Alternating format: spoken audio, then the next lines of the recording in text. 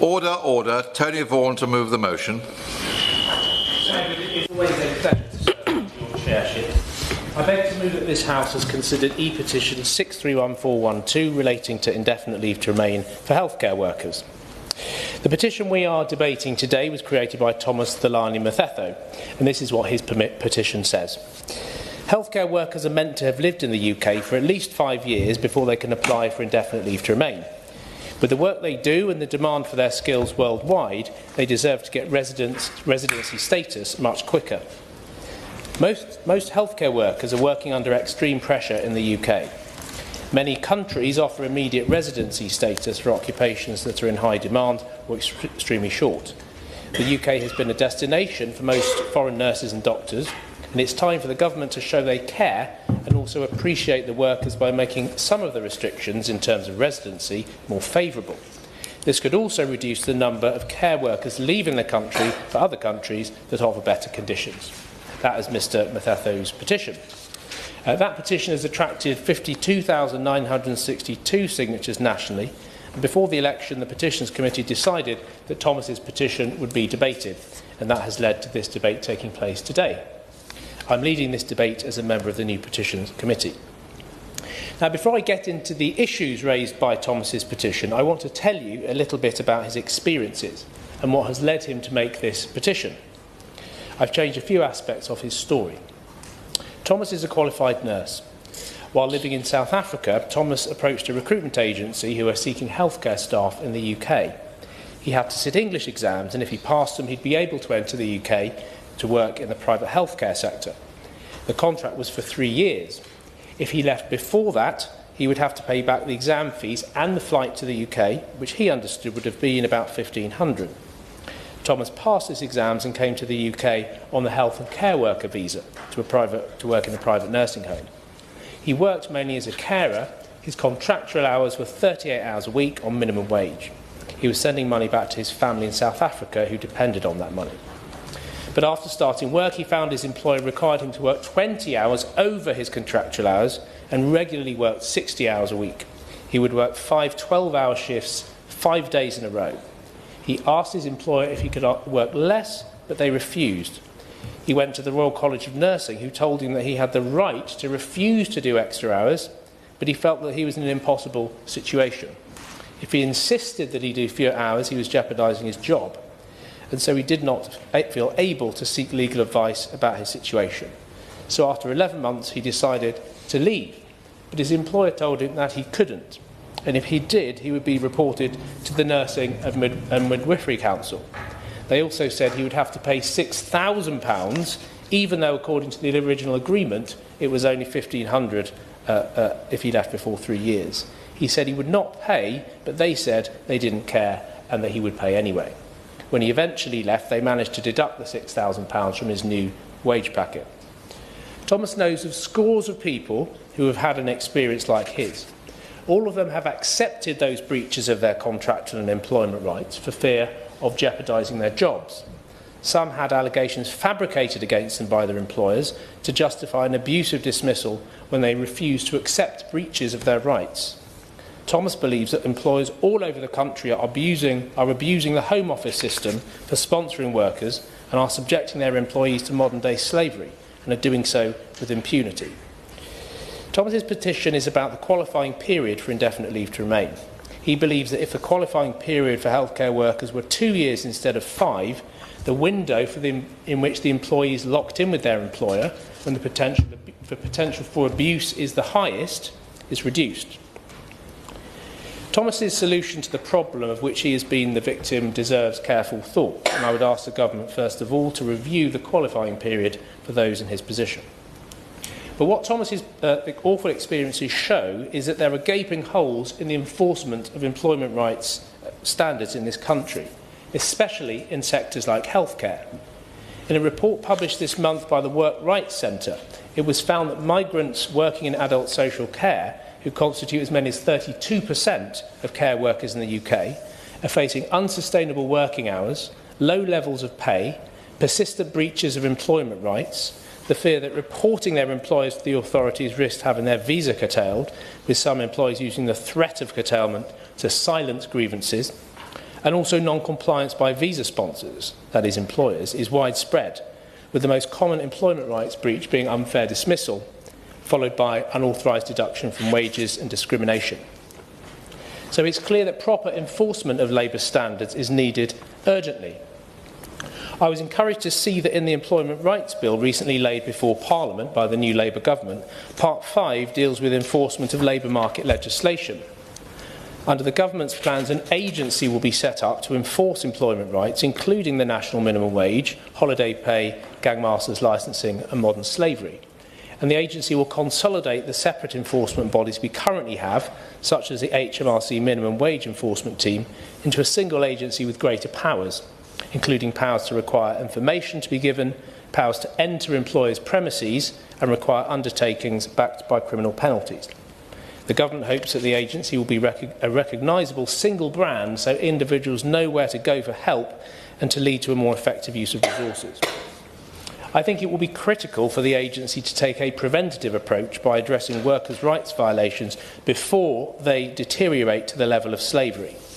Workers will also need to be able to trust the agency and come forward, so secure reporting will need to be embedded into it. It makes complete sense for employment rights to be enforced across the board, including alongside modern-day slavery. And I would invite the government to confirm, which is my second question, that this new agency will also police employment standards for those who are subject to immigration control, such as those working in the UK Health and under the UK Health and Care Worker visa. When I spoke to Thomas before this debate, one of the things about the Health and Care Worker visa that he was most concerned about was being locked in with his employer because, putting the fees issue aside, his visa would be at risk if he left. At the moment, a person in Thomas's position leaving their employment has a 60-day grace period to find a new employer. After that, they are illegally present in the UK. There appears to be no published policy which says that if a person has faced exploitation or fraud by their sponsor, they are given a longer period to find a new job. Other countries have a bridging arrangement. For example, Australia has a migrant worker justice visa, where if somebody finds themselves in a position of exploitation or fraud, the government can support them to leave that. In the UK, where a person does not find a new employer after 60 days and becomes illegally present, there is no way back into the immigration system.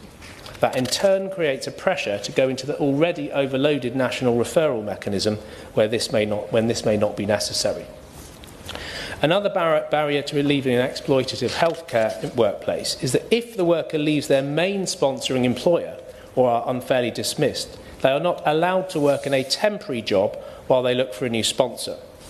There is a right to work for up to 20 hours a week in supplementary employment, but not where you leave the main sponsor employer or are dismissed. The right to work up to 20 hours may apply where the employer loses their licence, but this isn't enough to pay bills in the meantime while a new sponsor is found. A migrant justice visa which dropped the requirement to work only for the sponsoring employer in an exploitation situation would remove this barrier to leaving the exploitative situation. So my third question to the government is whether any consideration can be given to providing greater clarity and flexibility on the bridging arrangements when a worker on the health and care worker visa finds themselves in an exploitative situation. In conclusion, we want all workers to be treated fairly, with rights and protections, so that everybody can contribute fully to society without extra hurdles and financial pressures. We want people to be able to contribute in the long term. And it goes without saying that all workers should be free from fear of exploitation. Thomas's petition proposes one way in which these objectives might be addressed. I've asked the Minister about other aspects which might do so. There are many other sides to this debate and there is much more to be said. But I have set the scene and look forward to hearing other members' contributions. The question is that this House has considered e-petition 631412 relating to indefinite leave to remain for healthcare workers. Jamie Stone. Thank you very much, Sir Edward. It is a pleasure to serve under your chairmanship. I rise to speak for a slightly different reason, which is that I have the honour to be the chair of the Petitions Committee, and this is the first debate of the Petitions Committee. And I want to thank the honourable member for Folkestone Hythe for an excellent contribution. He describes a worrying, if not harrowing, situation. And I also want to put on the record my thanks at this early stage in life of the committee, Sir Edward, to the members who've joined it, and their enthusiasm is really most encouraging. And I also could not continue without saying also that we've been hugely impressed by the work put in by the clerks and all the team who give us the presentations and so on. And I'm going to keep my remarks very, very short, Sir Edward, because we want to hear the proper detail about this particularly harrowing issue.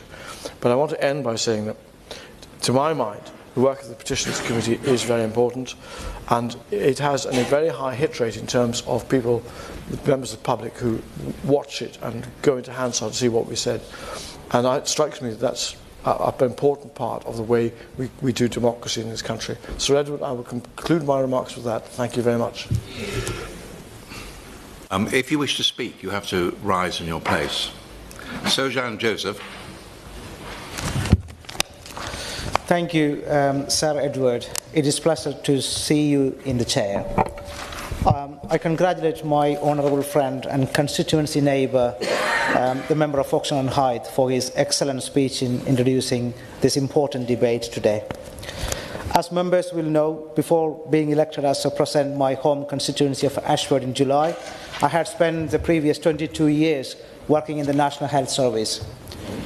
As someone who has also made a journey to work in the NHS from a foreign country, I want to draw on my knowledge and set out in my short contribution why I support the e-petition and would back reducing the time that a foreign healthcare worker have to wait from 5 years down to 2 before they qualify for indefinite leave to remain. I would make the point that since I came to the UK in 2001, the rules have changed, and people who have the same aspirations as I did now risk finding themselves excluded. As we all know, the NHS is reliant on overseas workers. The NHS workforce survey in June of this year showed that just under 30% of NHS staff in England reported having a non-British nationality. However, without proper incentives to both recruit and retain those workers, the employment deficit is likely to worsen. For example, in the years to June 2022 and June 2023, more nurses from the European Union and the European Economic Area left the NHS than joined. Similar picture for healthcare workers from the rest of the world. In June 2022, 4,702 healthcare workers left the UK, and in the year 2023, this was 6,610, and in the year June 2024, 7,957 workers left UK. The cost of recruiting and training an overseas nurse is anywhere between £50,000 and £70,000, while for a doctor it can be roughly £250,000, only for them to be tempted away by other countries with more attractive recruitment and retention policies, such as Australia and Canada. As the cost of living crisis has worsened over the past decade and a half across the country, especially in the southeast, where my Ashford constituency sits, stagnating wages and rising costs have not been good incentive to keep staff in the NHS workforce. This is also impacting patient care. Losing experienced staff is a big loss for NHS. It takes 12 to 18 months for the managers and the matrons to train a newly joined staff member, and losing them in 2 to 3 years' time is a big loss for the hospitals. So given these factors, we must rethink our retention strategy as a whole. Keeping skilled workers in the United Kingdom, especially those who have received large government investment, is a vital step towards keeping our NHS alive and making it fit for the future. Therefore, granting healthcare workers indefinite leave to remain after 2 years rather than 5 will be a necessary measure to solving the retention crisis identified by Lord Darcy in his recent independent report into our NHS. By making a special case for healthcare workers and allowing them to make this country their permanent home after 2 years would also show how important the role they have taken within the NHS is, and how we as a nation are grateful to these workers for the decision they have made to come to the UK and choose to train, learn and work in our healthcare sector. Thank you. Order. I should say that it is against the rules to work on a laptop while attending these debates. Satvir Kaur. Thank you. It's a pleasure to serve under your chairmanship. I would like to thank the member of Folkestone and Hythe for securing this important debate following a petition on this issue in which my constituents of Southampton Test contributed the most signatures to. The fact that over 500 signatures came from Southampton does not surprise me. We are the home to the largest hospital in the region and have a number of care homes, pharmacies, GP practices and more that local individuals and families rely on every day, but would not exist if it wasn't for the incredible hard work of healthcare workers from around the world that keep our NHS going. For me, supporting overseas health workers is not only the right thing to do, but also the most practical to ensure we have an NHS fit for purpose once more. Southampton has welcomed people from around the world for centuries. It has made us the great place we are, talented, skilled, resourceful, diverse, and so much more.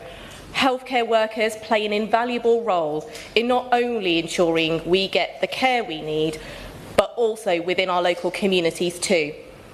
Many spend their spare time volunteering within our neighbourhoods, so it's heartbreaking to see the statistic from the RCN that 2/3 of overseas workers are considering leaving because they are struggling and cannot get access to support. Too many, especially those working at Southampton General Hospital, are sadly victims to hate crime also, something I have personally witnessed with horror, when they are the ones, sometimes in the most pressurised circumstances, playing their part to save thousands every single day, nursing our most vulnerable and caring for our loved ones when there is no one else to do it. Those that choose to come to us and keep our most treasured asset, our NHS, alive, those that give all they have to care and help others within our local communities, should be valued, be able to put down roots, find a sense of belonging, and at the very least be able to call this great country in which they are giving so much to, including their taxes, their home. On a more practical level, we all know that our NHS is on its knees. I am proud of the clear, much needed investment made by this Labour government in the NHS during the budget, but we all know that more needs to be done. Recruitment and retention is the biggest problem facing our local hospital and other health providers.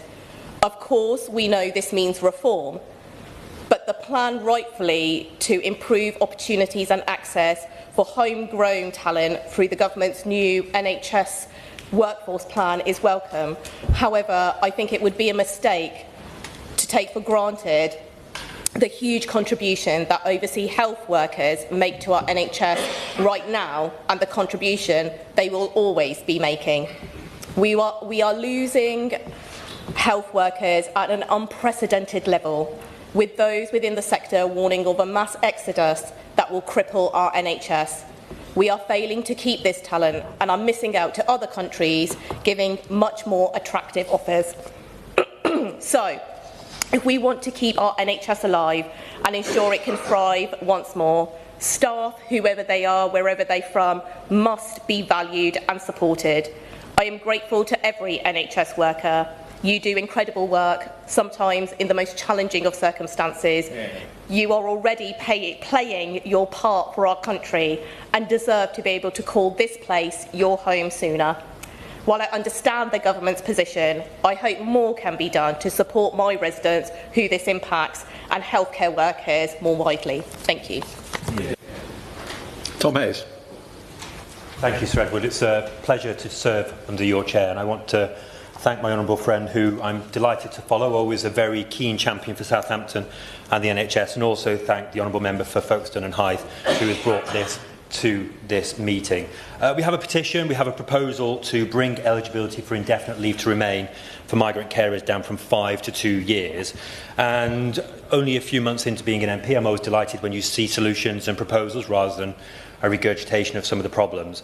So really, for me, it comes down to what are the problems that this proposal really is intending to solve. There's a concern behind this petition that we're losing migrant carers once they're here. There's a concern that we're losing out on migrant carers to other English-speaking countries. There's a concern that without the migrant carers in our country and those who may come to our shores, the NHS, as we all know, in its worst crisis in a generation, is going to fall over. Well, the NHS is undoubtedly in perhaps the worst situation it's ever known. That's partly a consequence of the vacancies that the NHS is carrying. There are many other reasons too. And to put the NHS on a firmer footing, we do need to fill these vacancies. We need to fill them urgently. We need to fill them more urgently than the timescales for training and recruiting new NHS staff will allow. And so migrant workers, de facto, will be a part of the temporary solution to our workforce problems. And in that spirit, I particularly wanted to commend the NHS carers who are supporting patients in my constituency of Bournemouth East, and particularly at the Royal Bournemouth Hospital. A full 24% of the workforce at that hospital are from a global majority. This is a far higher percentage of staff from that majority than reflected across Dorset. 477 are Indian, 530 are African, 273 are Filipino, 71 are Pakistani, 29 are Nepalese, 31 are Sri Lankan. And as I saw when I was at the hospital recently, that really is reflected in the